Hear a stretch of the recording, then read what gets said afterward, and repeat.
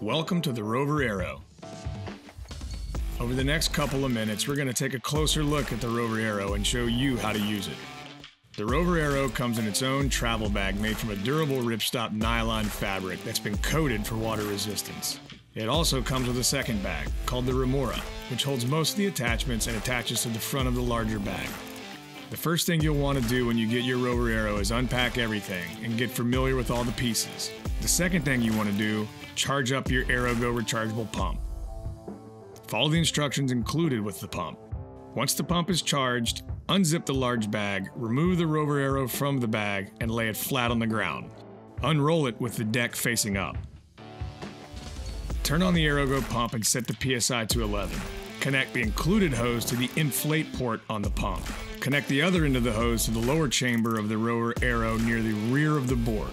Be sure the valve is in the closed position before attaching the hose, and press the on-off button on the AeroGo pump to begin inflating. The pump will automatically stop once the desired PSI is reached. Now, connect the hose to the upper chamber valve, located near the nose of the board, and set the PSI on the pump to 11 and start it. When the pump changes from low pressure mode to high pressure mode, insert the motor rack receivers into the board and lock them in place with the slide pin. Again, the pump will automatically stop once the desired PSI is reached. The Rover Aero's whole design evolved from our experience developing the most innovative paddleboards on the planet and incorporates many of the same features and functionality, allowing you to use many of the same attachments as our other boards. The hull is constructed of military-grade PVC, the same material used in whitewater rafts, so yeah, it's tough. Drop stitch construction joins the upper and lower layers, which is what gives the Rover Aero its rigidity. While running, the Rover Aero was designed to ride with the nose out of the water, which allows for a smoother ride and a tighter turning radius. The Rover Aero's sunken cockpit increases stability by lowering the center of gravity of the rider and sheds water directly off the back of the board. Thick rails provide a ton of stability and flotation, making Rover Aero the most stable aeroboat we've ever developed.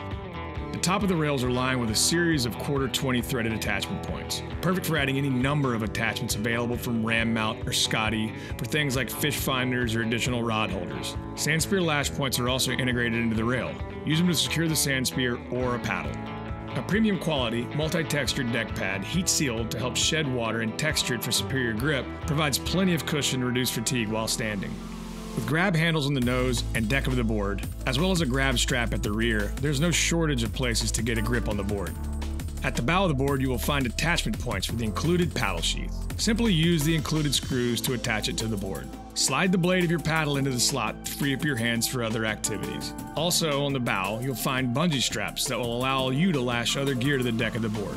To anchor the Rover Aero in shallow water, attach the sand spear sheath to the mounting points on either side of the board. Simply slide a sand spear into the sheath and press down to anchor. At the rear of the board, Rover Aero includes two mounting positions for a PowerPole Micro wireless anchor system. Attach the mounting bracket, add the PowerPole Micro, and you're in business. Wirelessly set the anchor in shallow water to hold a position. Perfect for windy days or strong currents.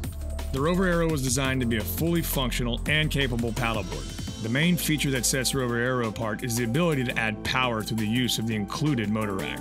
Simply insert the included motor rack with the boat logo facing forward into the receivers and lash it to the board with the included straps. Now, you can attach an outboard motor. We recommend a 6 horsepower short shaft outboard with internal gas tank. Slide the motor onto the mounting plate of the motor rack and tighten the transom clamps. Adjust the tilt pin so that the anti-cavitation plate is parallel with the underside of the board. The anti-cavitation plate should be approximately 2 inches below the underside of the board for best results. In addition to the motor rack, Rover Aero features a modular rack system with 2 rack receiver points on the deck, compatible with tackle rack, bucket rack, and grab rack attachments.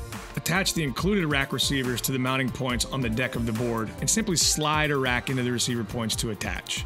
The Rover allows for several different configurations using the rack system: a sitting configuration, a standing configuration, and a paddle-only configuration. Since the Rover Aero's rack system is modular, you can configure Rover Aero the way you want. Experiment with different rack positions to find the one that works best for you. In the sitting position, a bucket rack can be attached in the rear mounting position and outfitted with a cooler, making the perfect seat. In lieu of a grab rack, you can use the included grab strap for additional balance while underway. Let's move to the bottom of the board.